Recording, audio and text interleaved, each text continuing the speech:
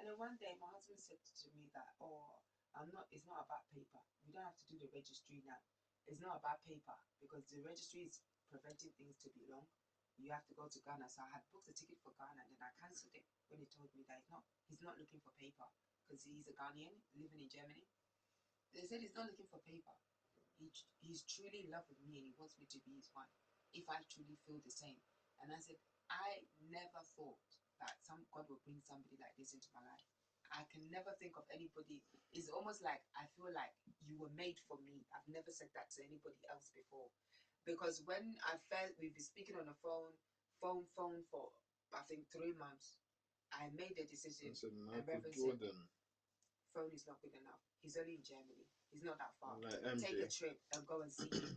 When you see him, you will know. When you see him, you will know. When I took the trip to Germany 60. And I met him in person, it was as if we already knew each other. We were like brothers and sisters. We were like brothers and sisters. It was as if we already knew each other. We were getting on. Then another trip, me and Corey went. You know, and how him and Corey gelled and everything. I was thinking to myself, something is not right. But it's every time when we speak on the phone, we used to say how God has carried this relationship.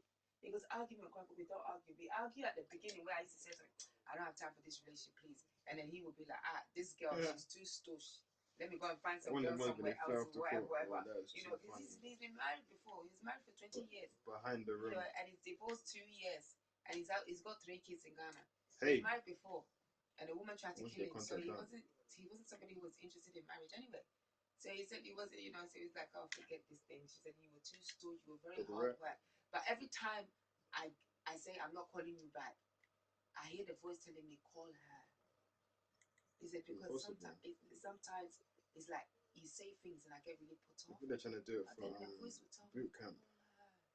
Call her. And that's how it keeps happening until we have arrived where we have arrived. Why? Because I find you to be so impatient.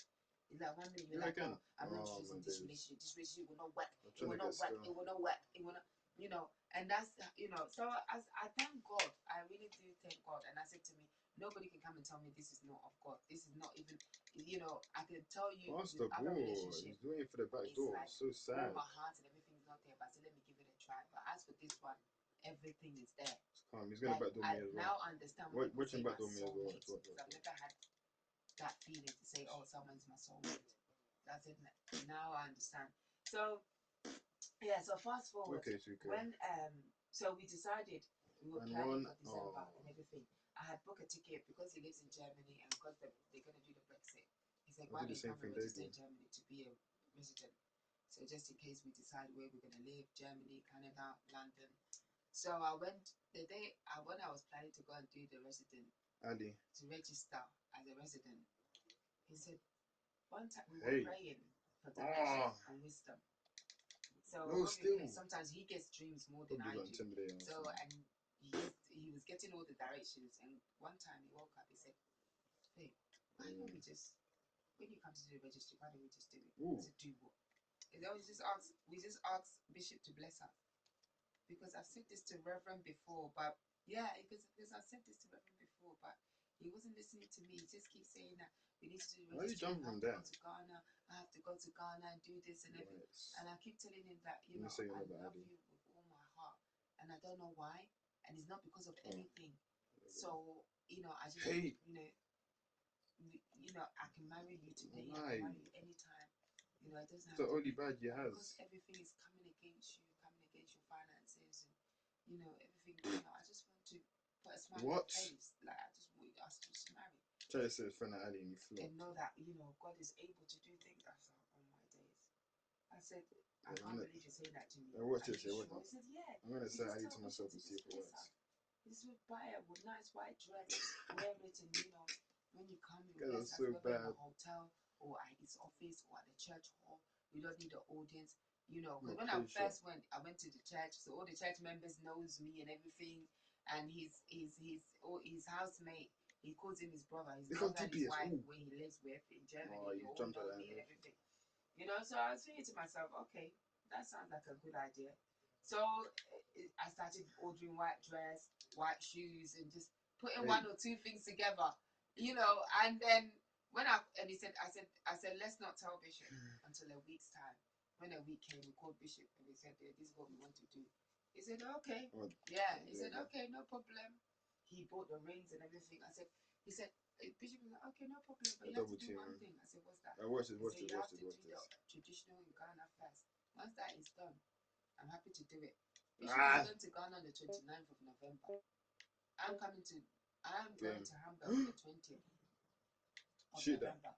Bishop is going to Ghana the following week. Yeah, that's so bad. And I said to him, yellow and red, but like Power Rangers. And I said to my husband to me, what? I said, go. How are we going to do the tradition? Because my father doesn't know anything. Oh my day, this guy's intimidating. It's crazy. So, but we've been praying. When I say we saw prayer, me and him, oh Charlie, my husband, he prays for 10 minutes and it happens. Me, I have to pray for hours before it happens. He doesn't do long prayers, so but when I call him to prayer, prayer, he doesn't complain. If he complains, he will have me shouting and nagging and talking, so he doesn't want that. So he will force himself into the hour prayer and then because the other day, you guys are always praying for Reverend and things are not changing. Look what they've done to him. You should let me pray, because if I pray one prayer, you watch me. If I pray my 10 minutes prayer, you will see that Reverend will be delivered. I said, oh, be quiet. I said to him that it's because he has a good heart. He has a very, very good heart. I'll tell you, with all this that is happening. No, I'm saying about my husband. He has a good heart, a very pure heart towards people, and that's why his prayers are very, And I said, we are not all made like you, because I tell you.